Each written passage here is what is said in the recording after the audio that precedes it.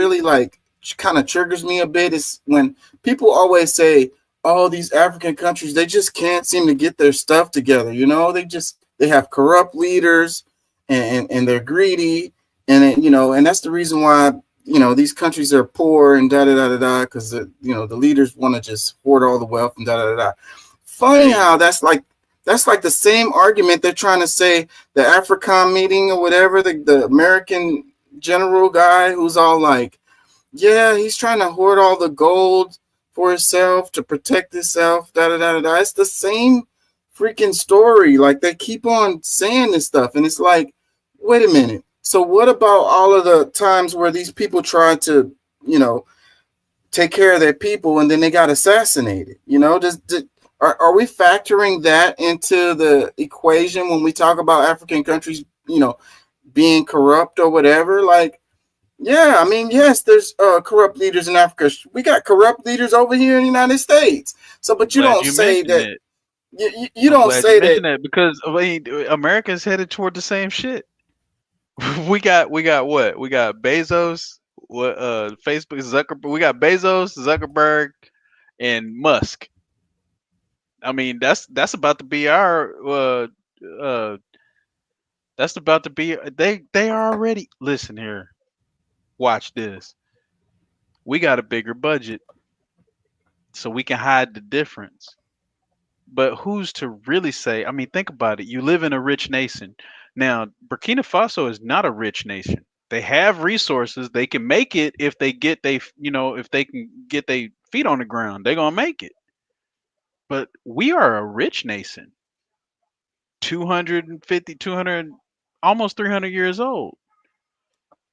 And we still got people homeless in the streets. So, what's to say that the situation in America is any different? The corruption here is causing, It, if you look at it, it's causing a very similar skew in the resources of our nation. What is the real difference? We can't stop 10 people from owning half our shit.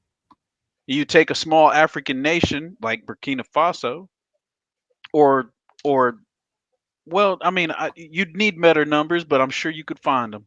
Take a small African nation and divvy it up, and maybe the leader of Liberia can't launch a rocket into space. Like all he can do is build a mansion while his people are hungry. But yeah, here in America, man, we got people that are like, three kids deep trying to raise Americans, and they don't know they don't know how they're gonna do it. And you got a dude launching a rocket into space for Katy Perry. What is the difference, bro? It's the corruption is here too. Just so hide it yeah, better.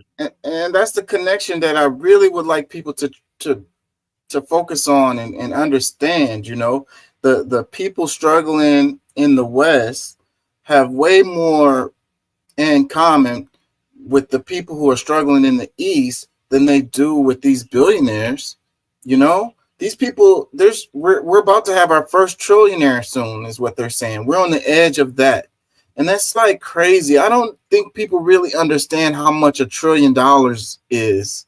You know, like what they say. If it was a monkey hoarding all the bananas, and the rest of the monkeys were starving, then we would examine that monkey and figure out what the hell was wrong with him. Like he's got some kind of psychological disorder, you know? But over here, we look at it like, that's what we aspire to be, uh, billionaire, trillionaire, whatever. Like, to me, that's really crazy, sociopathic, psychopathic. It is crazy, dude. So like here, check this out. I put it I think we could give a good scale real quick. A million seconds is 277 hours. All right, hold on. Let's do it out. Let's do it out in years real quick. A million seconds. It's a day, basically. Now, a billion seconds is 31 years, dude. Watch this.